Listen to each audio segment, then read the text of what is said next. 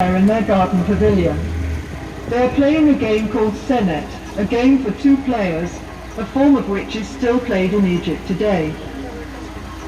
Ploughing is the first operation in preparing the land for cultivation, and here we see the ploughman with his team and a simple wooden plough.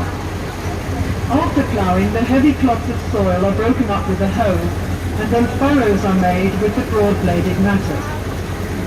The sower scatters the seed from a small bag or basket, and sheep follow the sower who press the seed into the tough soil with their feet. Beside the houses in the background are pigeon towers. The Egyptians kept pigeons for food, and they were used for carrying messages, especially for the army. The fields are irrigated by means of the shadoof, which works like a balance, with a bucket at one end of a long pole and a heavy stone as a counterweight. Shadoofs are still sometimes used in the Egyptian countryside. When the grain is harvested, the sheaves are carried to the threshing floor in a net bag hung on a long pole. When a thick layer of grain has been spread on the circular floor, oxen or cows are driven round to break up the ears of grain with their heavy feet. The next process is winnowing, when the grain is tossed up into the air so that the lighter chaff or husk will blow away on the wind. The grain is then taken to be stored in the silos. The scribe makes a careful record of all the grain which is being stored. This was important for taxation purposes, as there was no money in Egypt in pharaonic times.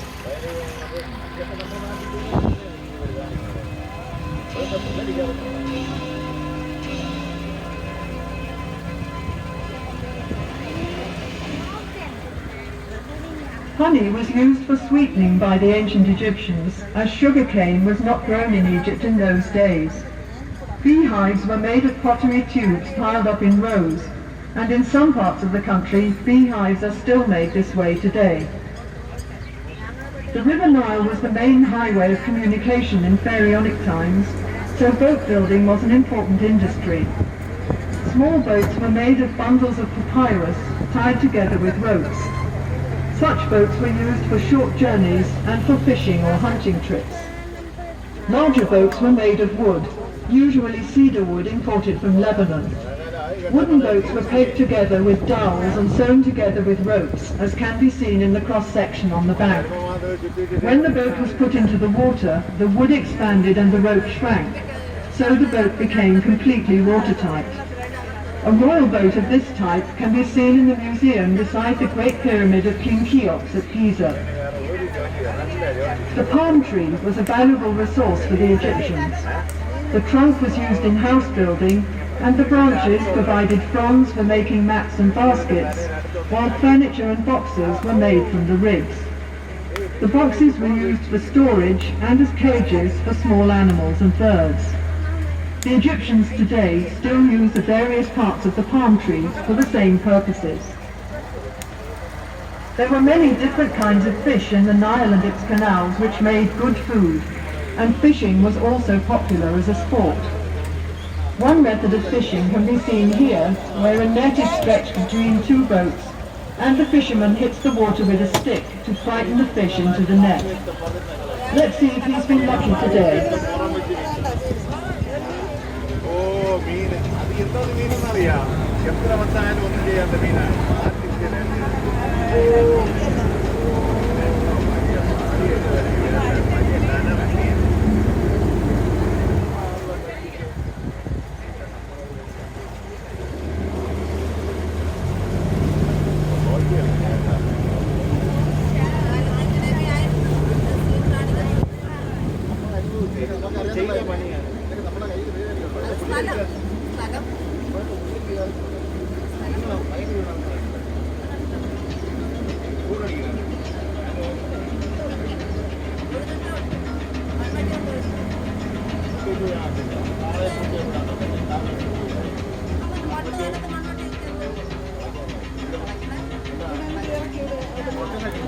Next there are demonstrations of some industries and crafts, the first of which is brick-making. The material used is the Nile mud, which is mixed with water and chopped straw into a thick paste.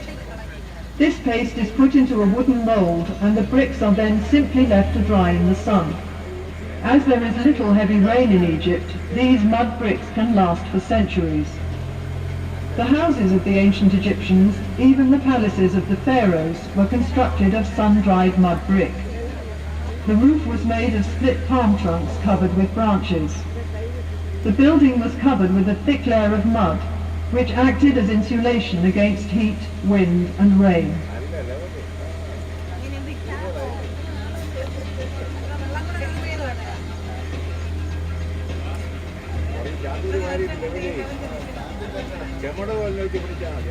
Glassmaking was introduced into Egypt after the military campaigns of Thutmose III about 1450 BC, when captive glassmakers were brought here from Syria.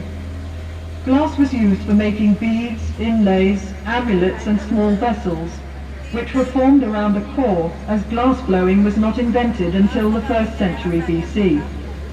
In Ptolemaic times, Alexandria became a centre of glass craftsmanship, and in the Roman period fine cameos were produced in the same city.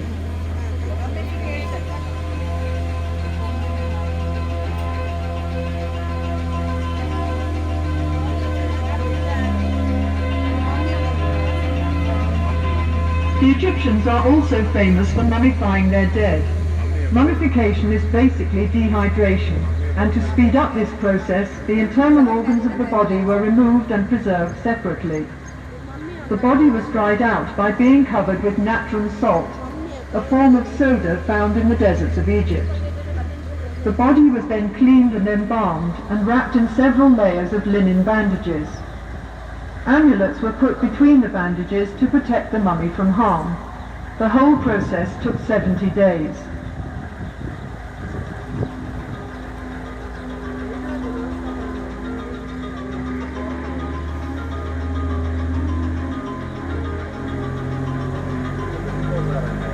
Pottery-making is one of the oldest crafts in Egypt, dating back to about 6000 BC. The clay is kneaded with water and mixed with ground potsherds or chopped straw, which helps the finished pot to dry evenly without cracking. The potter forms the pot with his fingers as he kicks the wheel round with his foot. The handles are added afterwards, and the pot is dried in the sun for a while before being fired. Now for a little Egyptian magic.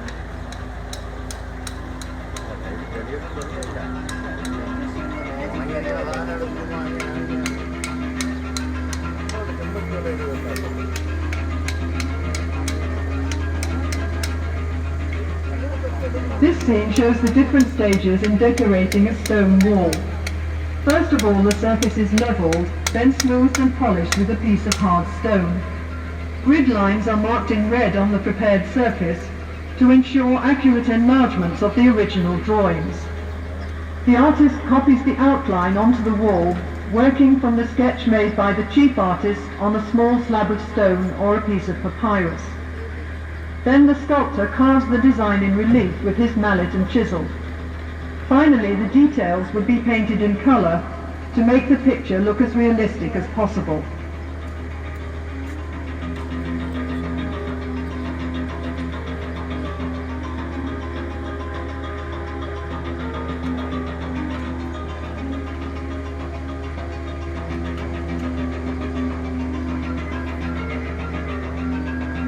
Statues were partially carved in the quarry where the stone for them was cut. First of all, the block of stone is separated from the rock base by hammering wooden wedges into holes cut in the rock. The wedges are soaked with water, and as the wood expands, the block breaks away. After the stone has been smoothed and polished, the profile of the work is outlined on one side, and then the sculptor carves out the figure, rounding it off first on the front and then on the back.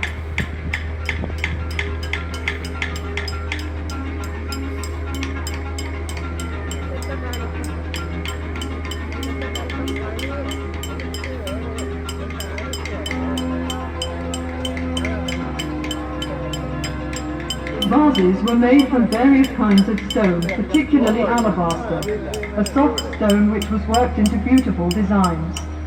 After the rough piece of alabaster has been polished smooth, The inside is hollowed out with a drill with a flint or copper bit. The vase is sunk into the ground to prevent cracking during drilling. Alabaster vases were used as lamps and for storing perfumes and precious oils.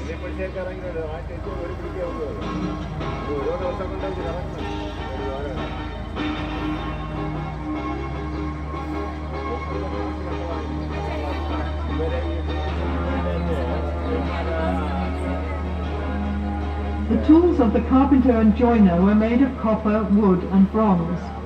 On the left, a man is sawing a log of wood into planks. Other tools used were a hammer, chisel, an adze and a bow drill for boring holes.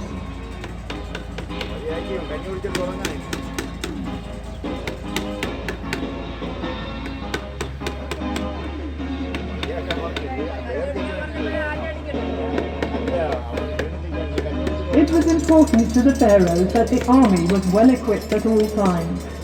Weapons included bows and arrows, swords, battle axes and spears, as well as shields and throw sticks. The horse-drawn war chariot was introduced into Egypt by the Hyksos from Western Asia around 1700 BC.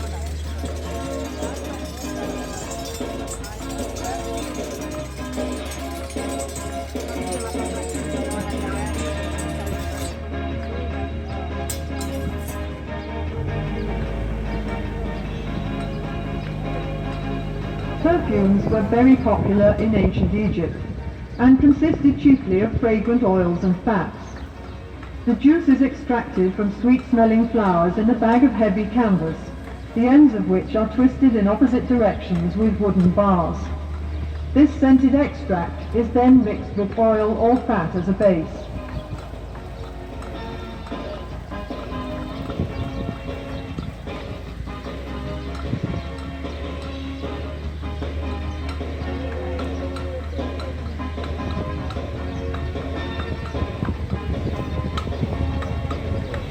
Linen made from the flax plant was used by the Egyptians for clothing and many other purposes. Bundles of flax stalks are pulled through a large wooden comb to remove the tops and leaves. The stalks are soaked in water for a few days to soften them and then beaten with a wooden mallet. They are then pulled through a smaller comb to separate the fibres from the outer woody covering, and the good fibres are picked out and spun into thread on a spindle. The fine linen thread is then woven into cloth on a loom. The earliest looms in Egypt were horizontal, and the upright loom was brought to this country by the Hyksos.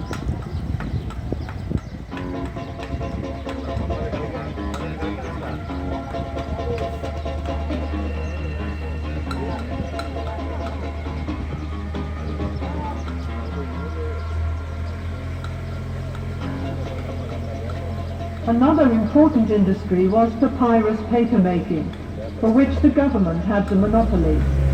The lowest part of the stem is the best part for paper-making. The outer green rind is peeled off and the white pith is sliced into thin strips which are soaked in water. After repeated soaking, the now pliable strips are placed on a piece of cloth in two layers, one vertical and one horizontal. The surface of the sheet thus formed is then hammered with a wooden mallet to cause the fibres of the two layers to stick together.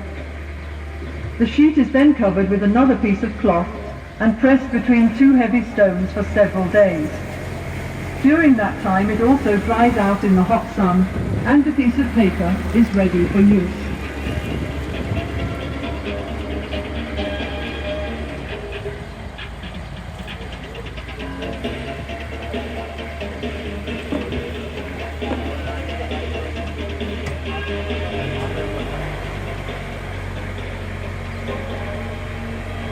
Good wine was appreciated in pharaonic times, and this scene shows the method of winemaking.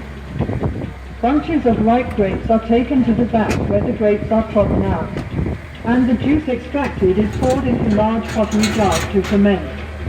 When this process is complete, the jars are sealed with a clay seal, which is stamped with the date and the name of the vineyard where the grapes were grown.